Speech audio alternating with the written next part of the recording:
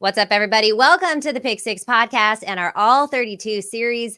The series where we catch you up with insiders to give you the need-to-know information on each and every NFL team. Today, we're talking the Las Vegas Raiders with ESPN radio host and host of Locked On Raiders podcast, Qiant Myers. Q, thank you so much for joining us. Fresh off a Hawaiian vacation, we are your first stop, and we are grateful. Yes. The first stop of many, right? When you come back from vacation, you gotta catch up. You got a long laundry list of things that you have to do, but decided to join you guys first thing first. So excited to be here with you. You know, I think that Q, we need to have a resetting of how we operate vacations in this country, really the world, where it's like, look, it's not fair. And but this could be a worse thing to do than to talk Raiders with us, because it'll be mostly silly and goofy. Or I'll ask silly, goofy questions. Katie will ask serious questions. But we need there needs to be a entryway, like a sliding, like a boat ramp back into life from vacation. It's not fair that we're asked to just come back from vacation and just start working. Yeah, no, they just dump you right into the deep end, right? It's like, wait, hold on, what's going on? So yeah, I always say I need a vacation from vacation. Absolutely. So it's like, once you get back into civilization, when you actually have to start thinking about real life situations, then it's like, wait a minute, hold on, this is not what I was expecting on my first day back. But again, that's I guess issues that for another day. But yeah, man. Well, then I'll ask you about a fictional life situation, a non-real world situation. Tom Brady. No, I'm just kidding. But I mean, like Tom Brady. 1,000 times. yeah, right. Yeah, it's like, oh, good, Tom Brady. No, I think that the quarterback position with the Raiders though is fascinating. Derek Carr's out. Jimmy Garoppolo in, but he's hurt. Tom Brady is buying a minority ownership in the team, but he's been rumored to be come back, and then he's posted on social media. It's just like, where do you think the Raiders stand at? Do the Raiders know where they stand at quarterback going as we sort of head towards training camp, coming out of mini camp? Do they because it feels like, we recorded a Vikings episode with Cody Benjamin and talked about how the Vikings are in limbo long term for the quarterback. The Raiders feel like they're in limbo for August.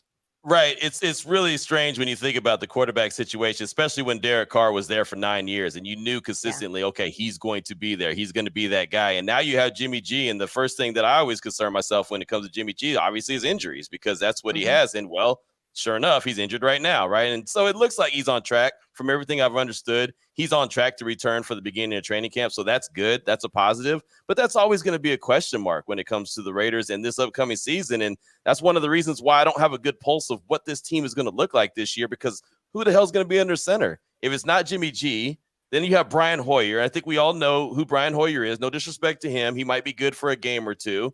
And then you have a 4th-round pick in Aiden O'Connell that you drafted out of Purdue, who maybe he's going to be somebody.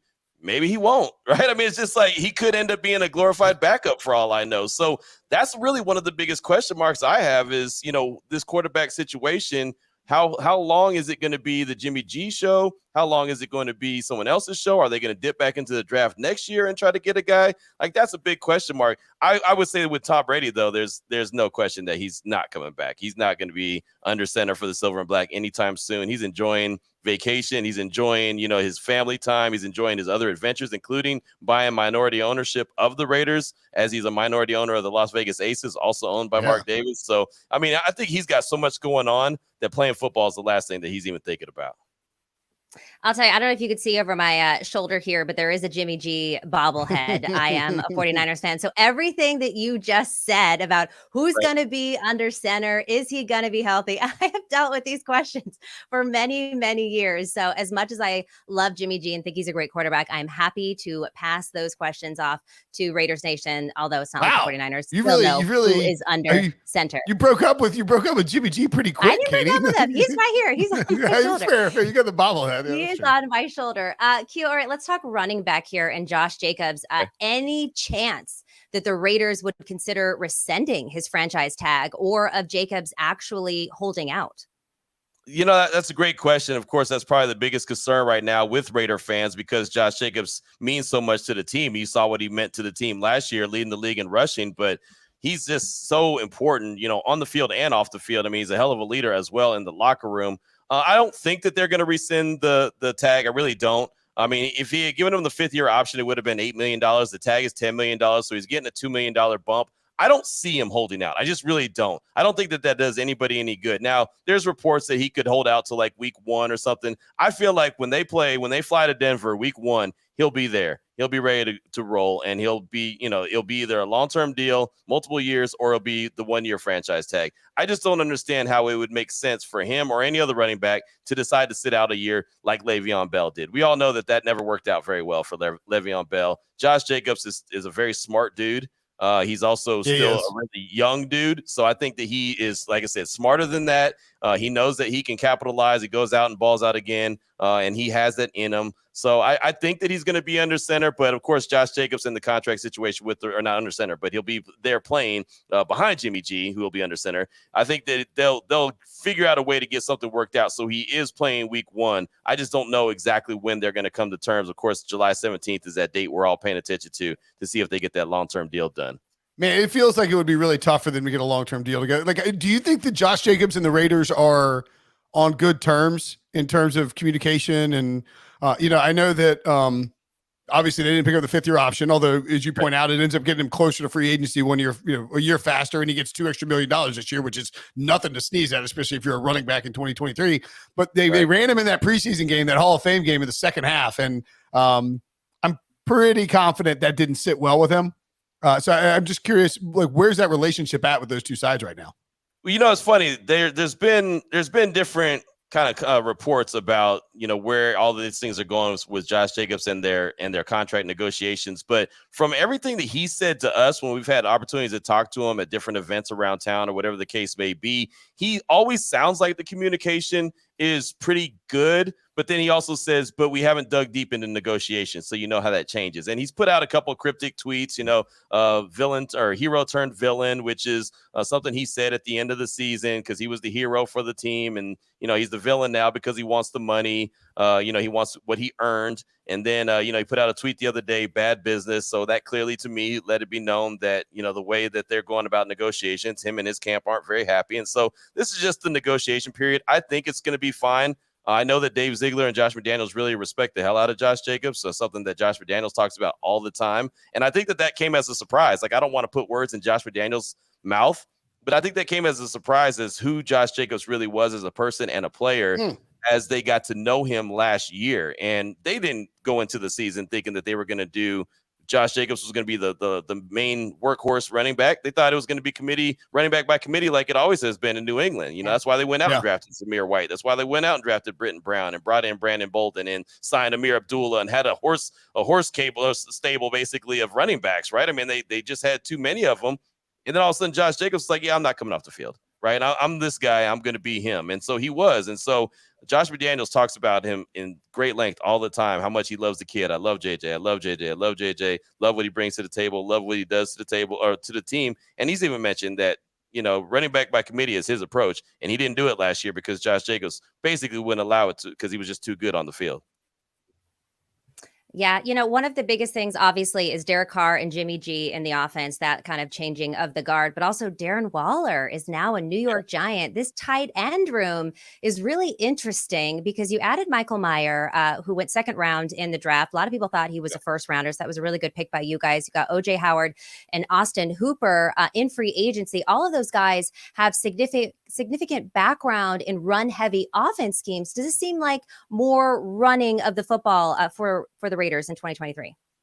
Well, I think so. And the thing about it is, and Darren Waller was a great tight end for the Raiders when he was healthy and available. And obviously last season, he wasn't healthy and available as much as the Raiders would like. I thought that offense was going to be dynamic with Darren Waller. I was like, oh my gosh, this is going to be killer. You got Devontae, Darren, Hunter, Josh Jacobs, man, what else do you want? Right. And so obviously with Hunter and Darren not being there, it didn't turn out to be what it was supposed to be. But the one knock has always been on Darren Waller has been his lack of ability to block. And so now you bring in, Mayer from Notre Dame, as you mentioned, and he's a guy that can block. Is he perfect at it? No. I mean, he still has to improve, but he's more of a guy that can help seal the edge. So when Josh Jacobs hits the corner, it's not all of a sudden a liability. And also they would bring in Thayer Munford last year as well as a 6th offensive lineman. He was a 7th round pick out of Ohio State. And he basically came in for those jumbo packages. Well, you knew that they weren't throwing the ball to Thayer Munford, right? He's just going to go out there and block. So basically, you're saying, hey, by the way, look over here. We're about to run the ball, right? And so it kind of tipped off the defense to what they were going to do. Now, when you put Mayer into the mix and he can block and he's not a liability out there, he can catch and block. Now you have to be honest on defense because, well, he can get the ball. And if you saw him play at Notre Dame, he caught the ball from many different quarterbacks that weren't great, right? I mean, so he really did some great. He's not the athletic dude like Darren Waller is, but he can get it done. And he's really good in the red zone where the Raiders have really struggled. So I think Mayer is a big pickup, second-round pick, as you mentioned. I was surprised that he didn't go in the first round, but he's a guy that can get it done in the red zone. And that is really what the Raiders need the most because their red zone offense has been bad. And this is not just a one-year thing. This is a multiple-year thing. So they have got to find a way to get better in the red zone. And so hopefully that's a healthy Jimmy G and a lot of the tight end, Michael Mayer. Interesting. All right. I got a question. Oh, no, go ahead. Well, I will say Jimmy G does have a good connection with tight ends. He's a quarterback that loves his tight ends. Really great with George Kittle. So I hope to see more of that. I thought that was going to, you know what? I'm going to throw us to break instead of making the joke that I could make about Jimmy Garoppolo, which I won't because I'm a professional. So let's take a quick break. When we come back, we'll discuss a possible sleeper for Offensive Rookie of the Year next. We actually already discussed him. It's Michael Mayer. 50-1 Offensive Rookie of the Year. Now, I don't remember the last time a tight end won Offensive Rookie of the Year. I'm going to check really fast and tell you if it's ever happened. Surely it's happened before, right? Never happened. Never happened. A tight end has never won Offensive Rookie of the Year. I mean, Michael Mayer, and typically speaking, like, remember, Kyle Pitts set the record for receiving yards by a tight end, just 2 years ago. So, like, typically speaking, you would have to have, I don't know, like 900 yards and 12 touchdowns or something crazy. Right. 50-1 worth anything there, Q, in terms of, I mean, it's a long shot, obviously. So you wouldn't, you're not laying a lunker on it, but like, right. If he's just the red zone guy and like analytics show that he cranks up the rushing offense, I don't know. It's probably not worth a sprinkle, but I don't think it's worth it there. I really don't. I can't see him being offensive rookie of the year. I think he's going to be very productive in the Raiders offense. I really do. But unfortunately, and I've been saying this with every conversation, of course, doing all the Raider coverage that I have from different shows and everything always goes back to, but who's going to be throwing the ball? Yeah. Right. Yeah. I mean, is Mayer going to get 10 touchdowns because Jimmy G is healthy for 17 games? Or is Brian Hoyer going to have to, like, it always goes back to, is the quarterback going to be healthy? And that's why there's such a question mark on this season for the Raiders. I can look at this offense and tell you guys this offense is going to be dynamic because they have the dynamic weapons. They really do, especially bringing in Qiant Myers, a guy that knows Josh McDaniels' system really well, a true number 2 wide receiver. They had Mac Hollins as their number 2 wide receiver last year because of default, because Darren Waller was out and Hunter Renfrow was out. So Mac Hollins, a glorified special teamer, became their number 2 de facto wide receiver, outside of Devontae Adams, obviously being the number 1 guy.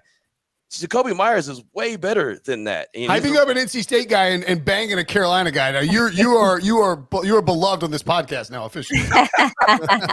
It's unbelievable, right? Yeah. And so, but again, it always goes back to but who's going to be getting the rock? Is it going to be Jimmy G or is it going to be one of them other guys? So that's always going to be the question. Yeah. All right. Well, let's move on from the offense then, because there's so many questions there, and talk a little defense. Right. Tyree Wilson is really the quintessential ceiling upside pass rusher. Is he viewed as an impact guy or more of a Chandler Jones replacement if the team does move on from his contract after the season? I think he's a little bit of both. He's a guy that they drafted number 7 overall to be a great bookend to Max Crosby, but he's also been brought in to be a really good player this year, right? And there's going to be times I expect to see what everyone calls that NASCAR package, to see all 3 of those guys out there together, Jones, Crosby, and Tyree. And you want to talk about some wingspans, right? I mean, if you look at those 3 guys, man, I mean, they spread across the field. I mean, those guys are some dudes that can really get after it if all is good. And so I'm excited about what it could look like. I know that Tyree Wilson is just still scratching the surface. He's nowhere close to being a finished product. So that's exciting, but he's got to be healthy, right? And so, of course, that foot injury that sidelined him his last year there at Tech, he had surgery on it. Looks like he's going to be available for training camp. I'm assuming it's going to be the very beginning of training camp. I'm hoping it's going to be the very beginning of training camp, but there's nothing concrete that says that's going to be right now. But I mean, he's a guy that he's expected to be, a big time player. They got him at number 7 overall for a reason, right? They think that he can really impact the defense, and the defense is where the Raiders need to improve the most.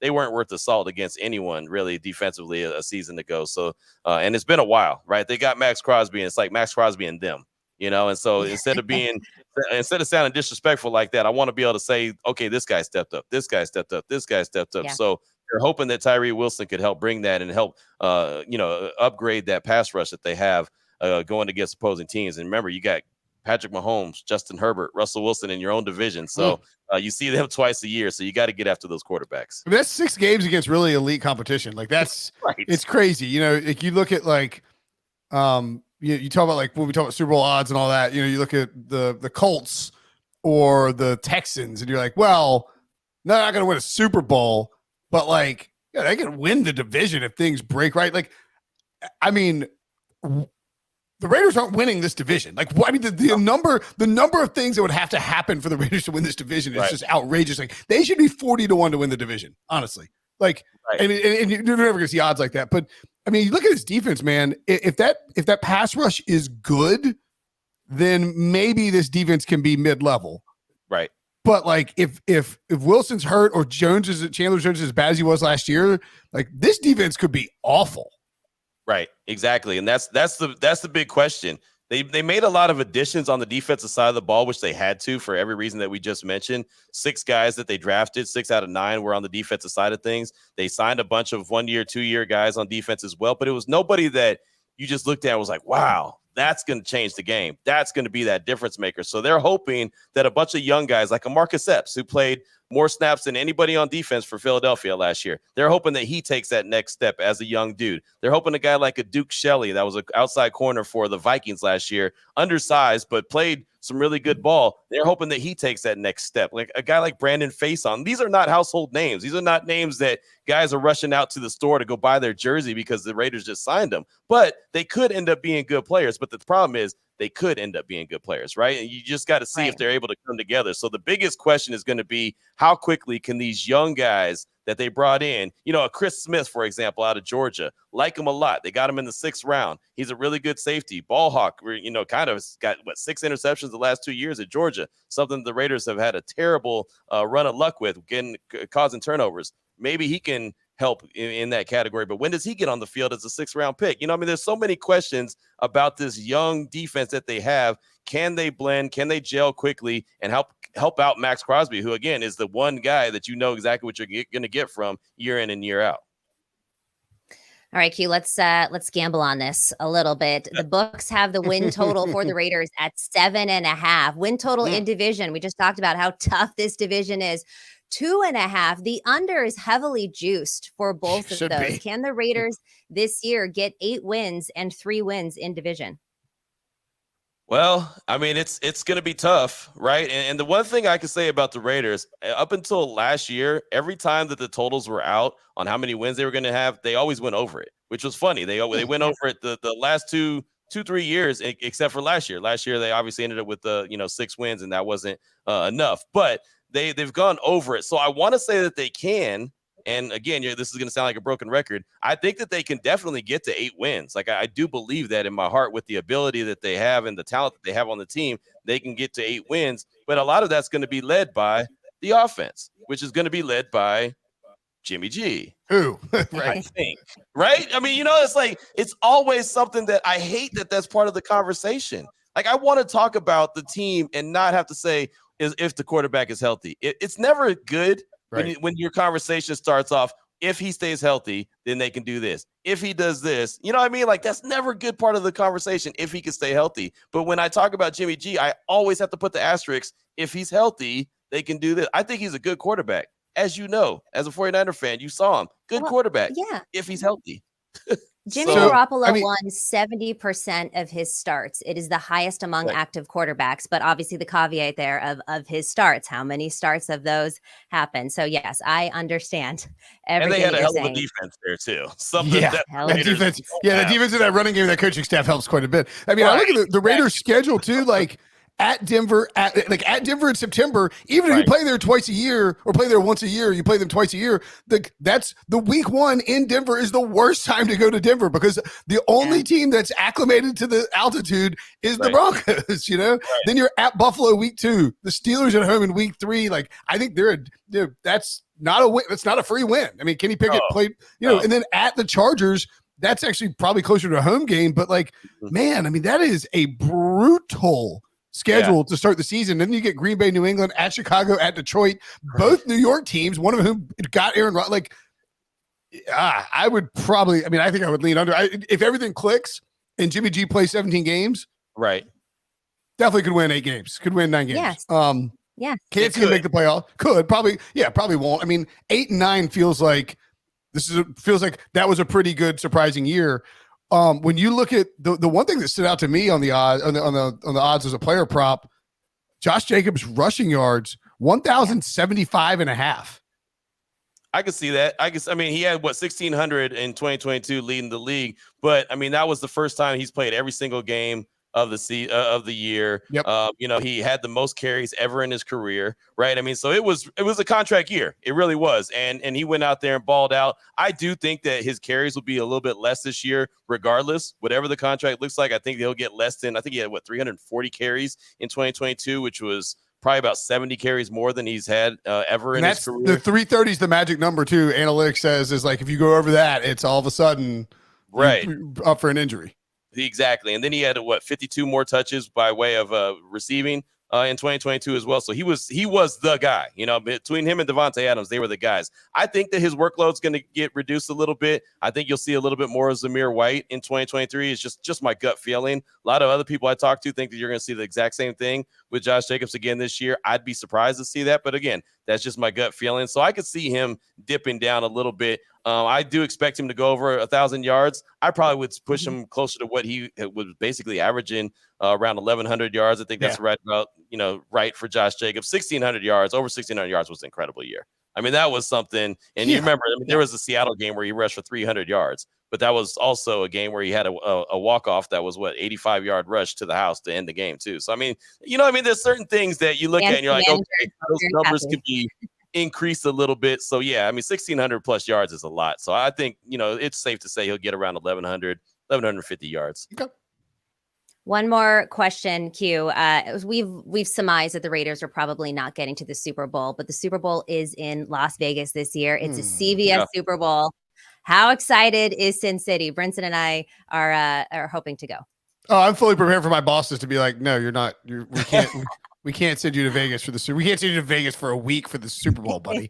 Right. Well, I'll tell you what, man, it's going to be exciting. It is very exciting. And this year in general in Las Vegas is exciting for sports, but that's just going to really cap it all off with the Super Bowl. But we've got F1. The Golden Knights just won the Stanley Cup final, so we just had a huge parade for them. The Aces just won their championship. They look like a really good team this year. Hell, the A's want to come here. It's like everyone wants to be in Vegas, all these different events. We just had Final Four here. There's so much, but the capper is going to be the Super Bowl. There's no doubt about it. It's going to be bananas. I've covered plenty of Super Bowls, and this one I'm guaranteed will be like no other. Allegiant Stadium is beautiful. If you've never been there, you definitely want to go check it out. It's something. It's going to be something. I'll tell you. The Super Bowl parties in Vegas are going to be ridiculous. If you come to Vegas for a week, you might not leave, right? That's what I'm saying. That's why they won't send me. That's what they won't send me.